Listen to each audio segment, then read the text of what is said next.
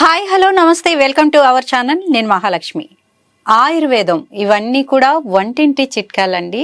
అన్ని సైడ్ బెనిఫిట్స్తో ఉంటాయి, ఎటువంటి సైడ్ ఎఫెక్ట్స్ ఉండవు. మనతో పాటు ఉన్నారు చిట్టిపట్ల మధుసూదన శర్మ గారు.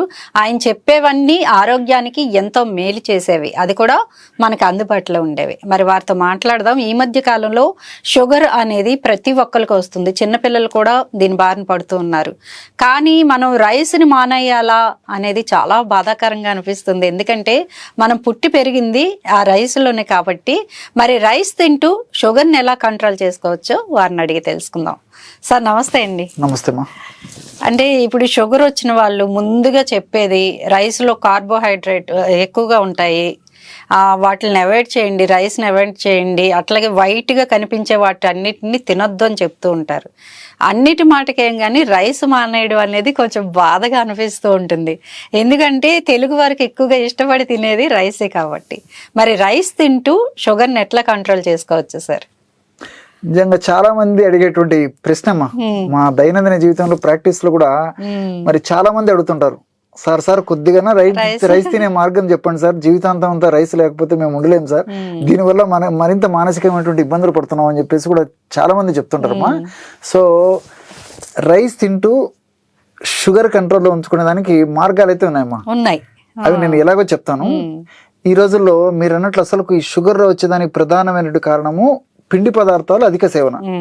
ఉదయం నుంచి రాత్రి దాకా మనం తీసుకునే ఆహార పదార్థాల్లో ఇంచుమించు దాదాపు 80% వరకు కూడా అన్ని పిండి పదార్థాలే తింటున్నాము. సో ఉదయం పూట టిఫిన్ మొదలు పెడితే ఇడ్లీ, ఉప్మా, దోశ, చపాతి, పొంగలి ఏదేం చెప్పి తీసుకున్నామా అన్ని పిండి పదార్థాలు. బియ్యంతో ఇంచుమించు బియ్యము, గోధుమలు ఏవో మొత్తం మీద పిండి పదార్థాలు చేసిన ఆహారం. మధ్యాహ్నం మల్లెపూలు లాంటి రైస్ లేని కడుపు నిండేటువంటి పరిస్థితి, ముద్ద కడుపులోకి దిగనటువంటి పరిస్థితి ఉందమ్మా. రాత్రి పూట కూడా ఇంచుమించు చాలా మంది అన్నం తింటున్నారు. కొంతమంది అవగాహన స్పృహతో మరి మార్పు చేసుకుంటున్నప్పటికీ మరి వాళ్ళు గోధుమలతో కానివ్వండి, మైదా పిండితో కానివ్వండి, మరొక దాంతో కానీ చేసుకున్నప్పటికీ, రోటీలు ఇలాంటివి చేసుకున్నప్పటికీ అందరూ కూడా ఎక్కువ పిండి పదార్థాలు ఉంటున్నాయి. మొత్తం మీద అన్ని పిండి పదార్థాలే. సో మిగతావన్నీ ఆపుకోగలరు. కానీ మీరు అన్నట్టు మొదట్లోనే చెప్పారు, మనం పుట్టుకతోనే ఈ యొక్క బియ్యం దీంతోనే మనం పుట్టాము, రైస్ లోనే పుట్టామని చెప్పేసి. సో అది మానేయడం చాలా మందికి కష్టం, వాళ్ళ వల్ల కాదనమాట. సో దీనికి కొన్ని మార్గాలు చెప్తానమ్మా. యాక్చువల్ గా షుగర్ ని 2 రకాలుగా బేసిక్ గా చెప్పుకోవచ్చమ్మా. Controllable sugar, uncontrollable sugar. అంటే ఆహార పద్ధతుల ద్వారా, విహారం ద్వారా, మందుల ద్వారా కంట్రోల్ అయ్యేటువంటి షుగర్ ఒకటి ఉంటుంది. అన్కంట్రోలబుల్ షుగర్ ముఖ్యంగా ఆహారం ద్వారా, విహారం ద్వారా అసలు కంట్రోల్ అవ్వదు. కొన్ని రకాల మందుల ద్వారా కూడా కంట్రోల్ అవ్వదు. ఇన్సులిన్ కూడా వాడవలసిన పరిస్థితి ఏర్పడుతుంది. So that is uncontrollable sugar. So controllable sugar అంటే షుగర్ కంట్రోల్లో ఉన్నప్పుడు కొద్ది ప్రమాణంలో అన్నం తినడంలో తప్పులేదు, కొంతవరకు కొద్దిగా తీసుకోవచ్చమ్మా. కానీ అన్కంట్రోలబుల్ షుగర్ ఉండి ఇన్సులిన్ వాడవలసిన పరిస్థితి ఏర్పడినప్పుడు మాత్రము వీలైనంత వరకు షుగర్ బాగా కంట్రోల్ అయ్యేంత వరకు ఈ వాడకుండా మంచిదమ్మా. ఎందుకంటే బాడీ యొక్క ఆరోగ్యాన్ని దృష్టి ఉంచుకొని మరి అలాంటి పరిస్థితులు మాత్రం బంద్ చేయడం మంచిది, ఇన్సులిన్ రిక్వైర్మెంట్ ఇది ఉన్నప్పుడు. లేకపోతే మాత్రం షుగర్ బాగా కంట్రోల్ ఉన్నప్పుడు వాడుకోవచ్చు. ఇది ఒకటి. రెండోది ఏంటంటే ఇప్పుడు ఈ యొక్క ఇది కూడా ఈ యొక్క కంట్రోలబుల్ షుగర్ ఉండి మరి రైస్ వాడాలంటే కూడా పొద్దున పూట కానీ, మధ్యాహ్నం కానీ, రాత్రి కానీ ఏదో ఒక పూట ఒక ఆహారంగా తీసుకోవచ్చు. ఎలాగంటే దానికి పరిధులు ఉన్నాయి. మీరు ఒక 65-70 గ్రామ్స్ రైస్ మాత్రం రోజులో ఒక్కసారి తీసుకోవచ్చు. సో సెటేటీ సెంటర్ అని చెప్పేసి బ్రెయిన్ లో ఉంటుందమ్మా. మనం చిన్నప్పటి నుంచి రైస్ కి అలవాటు పడిపోయాం కాబట్టి రైస్ తినకపోతే మీరు పంచభక్ష పరమాణాలు ఏవి తిన్నప్పటికీ కడుపు నిన్నట్టు ఉండదు, ఆ సంతృప్తి ఉండదు, నిద్ర పట్టదమ్మా. దానివల్ల ఇతర అనారోగ్య సమస్యలు వస్తాయి. కాబట్టి కాస్త ఒక స్పూన్ రైస్ తిన్నా ఆ సాటిస్ఫాక్షన్ వేరు. సో కాబట్టి ఏంటంటే ఇట్లా కంట్రోలబుల్ షుగర్ ఉన్నటువంటి వాళ్ళు ఇలాంటి వాళ్ళందరూ ఏం చేయాలంటే ఒక 65-70 గ్రామ్స్ రైస్ వాడుకోవచ్చు. ఈ 65-70 గ్రామ్స్ రైస్ కూడా ఎలా వాడుకోవాలంటే బాగా ఒక 200 ml సాంబార్లో ఇంచుమించు ఒక 1/2 కిలో కూరగాయలను వండేసి సాంబార్ తయారు చేయాలి. అన్ని రకాల కూరగాయలు వేసి ఎక్కువ కూరగాయలు ఉండాలి. సో ఆ విధంగా తయారు చేసుకున్నట్టు కూరగాయలు, 1 కప్పు దాలు, అదే విధంగా 1 కప్పు పెరుగు లేదా మజ్జిగ.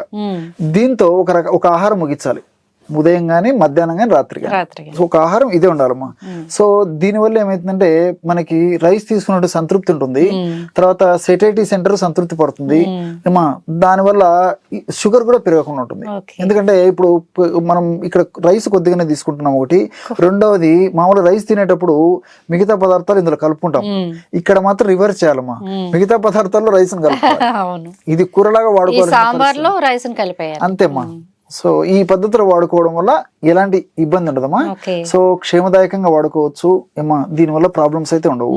ఇంకోటి అంటే మరి ఇదే రైస్ ని ఎప్పుడు మనం రోజు ఇదే పద్ధతిలో తీసుకోవాలన్నా మనసు ఒప్పదు, మనసు అంగీకరించదు, తినలేము, జిఫా చేపలేం కదా ఇప్పుడు ఈ సంవత్సరం పొడవు నిదానం తినాలన్నా తినలేరమ్మా. సో దీనికి వేరే మార్గాలు కూడా చెప్తానమ్మా.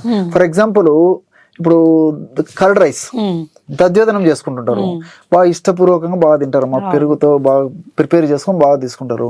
సో దధ్యోదనం తీసుకున్నప్పుడు ఏం చేయాలంటే మా ఇప్పుడు ఈ రైస్ ఏదైతే ఉందో రైస్ కి ఈక్వల్ గా ప్రమాణంగా ఈ యొక్క శనగలమ్మా, శనగలు నానబెట్టేసేసి ఆ యొక్క రైస్ లో కలుపుకొని దధ్యోదనం తయారు చేసుకొని తినడం వల్ల షుగర్ పెరగదు. చాలా సులువైన ఇదమ్మా,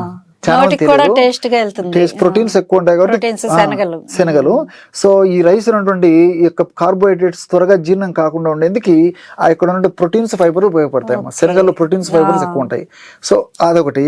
అదే విధంగా పులిహోర తయారు చేసుకుంటాము. పులిహోర తయారు చేసుకున్నప్పుడు ఏం చేయాలంటే ఒక రైస్ కి ఈక్వల్ గా నేను చెప్పాను కదా 65-70 grams రైస్ తీసుకుంటే అందులో ఈక్వల్ గా ఈ పల్లీలమ్మా, పల్లీలు నానబెట్టేసేసి పులిహోర అది నానబెట్టి పల్లీలు కలిపేసి ఆ విధంగా రైస్ చేసుకుని తీసుకోవడం వల్ల కూడా షుగర్ పెరగదు, సాటిస్ఫాక్షన్ ఉంటుంది, వెరైటీ ఆఫ్ రైస్ తిన్నటువంటి సంతృప్తి కలుగుతున్నామా.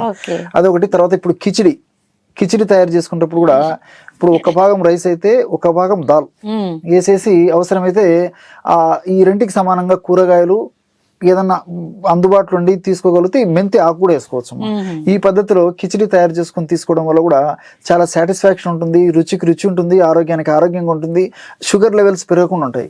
కాబట్టి మనసు ఉంటే మార్గం ఉంది. కాబట్టి ఈ రైస్ ను ఏదో ఒక పద్ధతిలో ఈ పద్ధతిలో వాడుకొని ఆ సెటైటీ కావాల్సిన పోషకాలు కూడా ఉంటాయి. సెటైటీ సెంటర్ సంతృప్తి పడుతుంది, అన్నం తినలేకపోతున్నామే తినలేదంటే బాధ లేకుండా ఉంటుంది, ఆరోగ్యానికి ఆరోగ్యం ఉంటుంది, తీసుకోవడం వల్ల ఇబ్బంది ఉండదు. కాబట్టి ఈ పద్ధతిలో వాడుకోవడం వల్ల ఎలాంటి ఇబ్బంది ఉండదు. షుగర్ వ్యాధిగ్రస్తులకు ఒక మంచి కవర్ చెప్పారు. రైస్ కూడా తీసుకుంటూ మన షుగర్ ని ఎలా కంట్రోల్ చేసుకోవాలి మంచి టిప్ చెప్పారు sir. Thank you sir. Okay మా.